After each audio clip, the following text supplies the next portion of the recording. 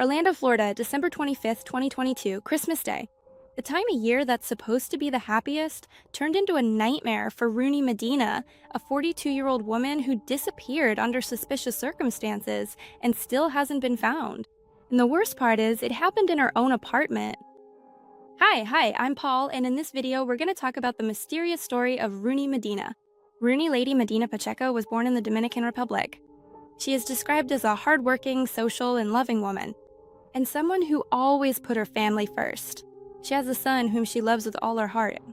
She was very happy in her country, but like many other Latinos, she dreamed of better job opportunities in the United States. Runy was the one responsible for supporting her family and decided to move to Orlando in October 2022, looking for a better salary so she could send money back home. She chose Florida because people she knew had told her it was easy to find work there, plus it has a large Latino community, so it wouldn't be hard for her to adapt. Most people speak Spanish.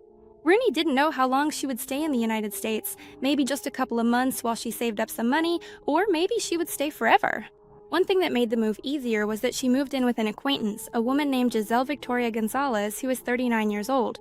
It's not clear how close they were, but they started living together and everything seemed to be going well. They didn't see each other much because they had different schedules, but Runy told her family that she felt very comfortable living in Orlando.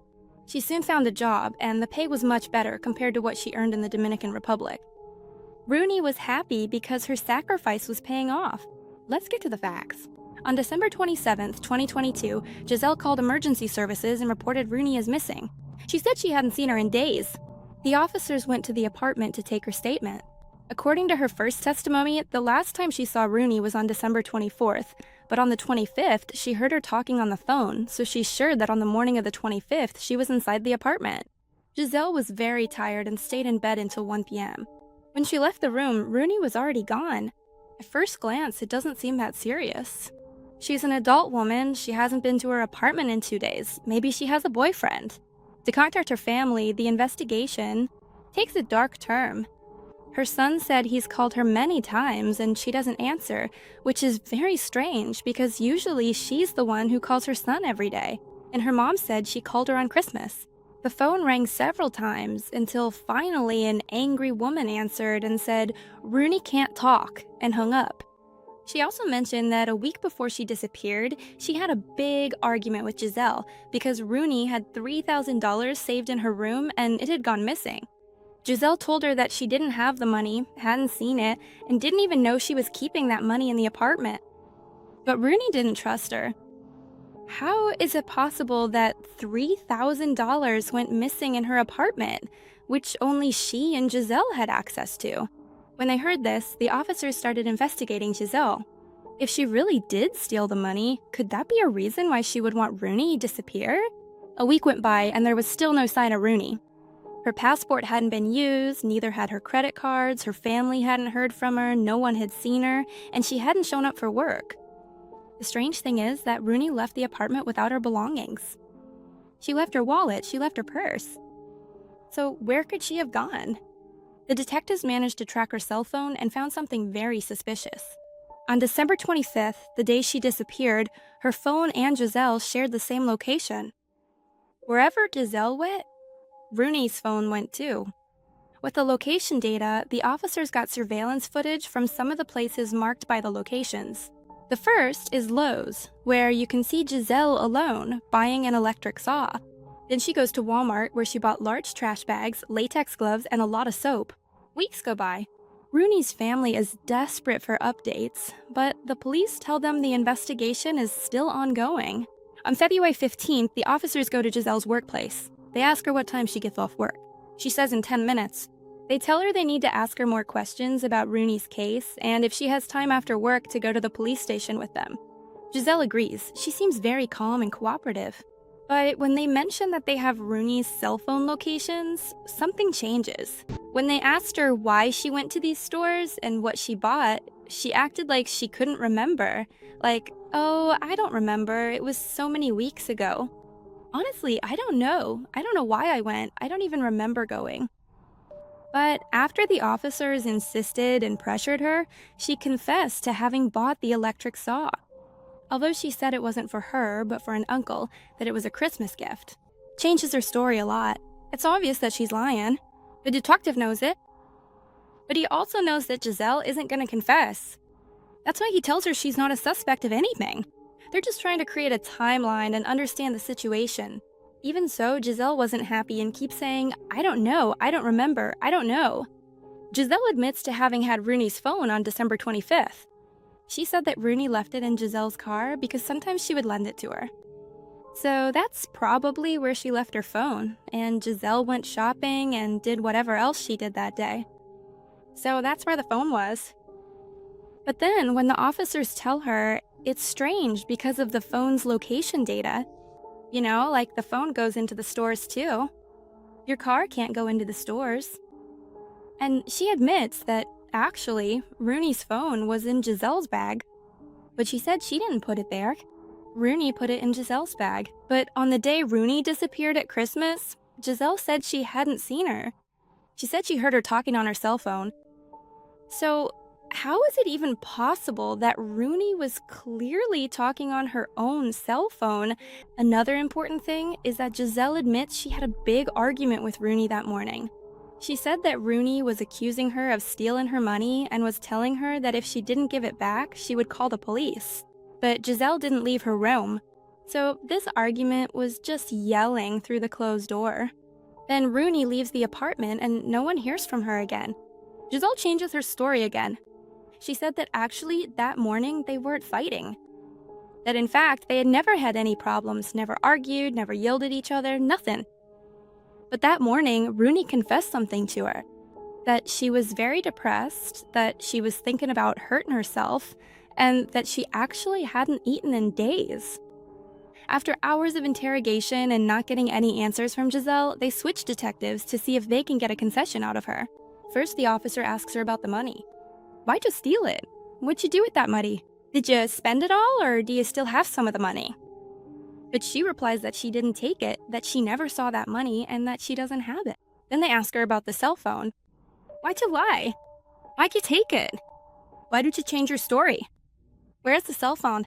Giselle said she threw it in the trash. The detective tells her, "Okay, I believe you. I just need you to confirm that you're telling the truth. Because you've changed your story before, and I don't want that to hurt you. I don't want us to search your apartment and find the cell phone there, because then you'd be in more trouble for lying. So please, tell the truth." Giselle answers that actually she sent the cell phone to her family in the Dominican Republic. She sent it to her sister and asked her not to use it, just to keep it safe because it belonged to someone else. She also admitted to taking the $3,000 from Runy, but said it was a loan, not a theft. Giselle knows she's making a mistake, she's lying, and she's losing track of her lies, so she doesn't even know what she's saying anymore. And instead of telling the truth, she stops talking. She says she's tired of repeating the story over and over again, that she's not going to do it anymore. What happened? Because I missed all this. I missed all this. She looked upset. How did she? What was the conversation? Did you take me to Beth? She told me. Because you're being honest now, right? She told me. That she hadn't repeated it to me. She can't repeat it. Okay, then tell me, what happened? She also stopped speaking English. In the first interrogations and the first time she spoke with the officers, like when she reported Runy as missing, she was speaking in English. She knows how to speak English. But during the interrogation, she said, "I don't know, I don't understand you, I don't speak English." So they got her a translator. And after that, she didn't want to talk anymore. After the interrogations, a search warrant was requested for Giselle's apartment and cell phone. What they found was alarming. For example, before Runy disappeared, this was Giselle's internet search history. First, which side is the aorta eye? Which is the main and largest artery in the body? What do they do with Orlando's trash? Where do they take the trash? Among other suspicious searches. As for the apartment, they found dried bloodstains in several parts of the home. Blood that, after being analyzed, was confirmed to be Runy's. Despite this evidence, Giselle is not arrested. 2 years go by in which the authorities keep searching for clues, but Giselle moves out of Orlando and they can't locate her until they finally find her in Hartford. An officer asks her to come to the police station because they have a warrant to request DNA samples from her. Giselle is escorted and they interrogate her again. They mention to her that her former neighbors gave a statement, where they say they heard a very loud fight on December 25th. A physical fight? Then she says that Runy was the one who hit her first with a purse, that she was hitting her like this with her purse. And then Giselle simply went into her room because she didn't want to fight, and she didn't want to take part in that physical aggression. And she waited until Runy left the apartment, leaving her purse and cell phone on the table. Another important detail is that there were cameras in the apartment, outside, in the living room, and in Giselle's bedroom. But mysteriously, those cameras disappeared before Giselle reported Runy as missing. A very strange coincidence. When they asked her what happened to the cameras, she said she sent them to her sister in the Dominican Republic. And I think I forgot to mention this earlier, but the electric saw, when they asked her what she did with it because it wasn't found in her apartment, she said she sent it to her uncle because it was a Christmas gift. So both the cameras and the electric saw were now in the Dominican Republic, along with Runy's cell phone. Although they didn't recover the cameras, they did recover some recordings. But again, another strange coincidence. The recordings from the day Runy disappeared are missing. The camera worked perfectly on December 24th and 26th, but on the 25th, poof, deleted. It's not there. You gave the one you shouldn't have. Ugh, I don't remember anymore. I tried to block out all those things. Then we questioned her about the blood. And Giselle said the blood was hers because Runy attacked her with her bag, kept hitting her, and she started bleeding. The detectives showed her photos of the apartment where they found the blood.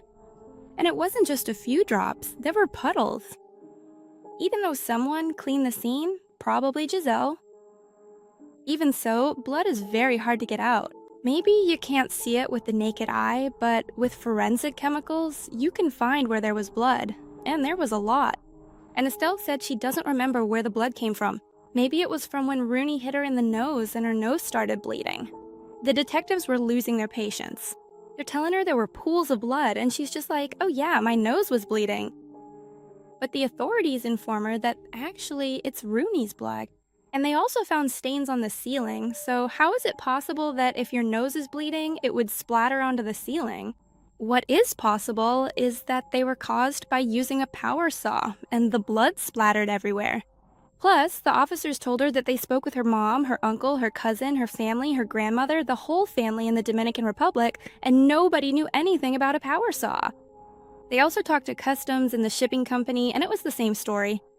No power saw was sent to the Dominican Republic, but Giselle said that it was definitely stolen at customs, because they open the packages and steal things.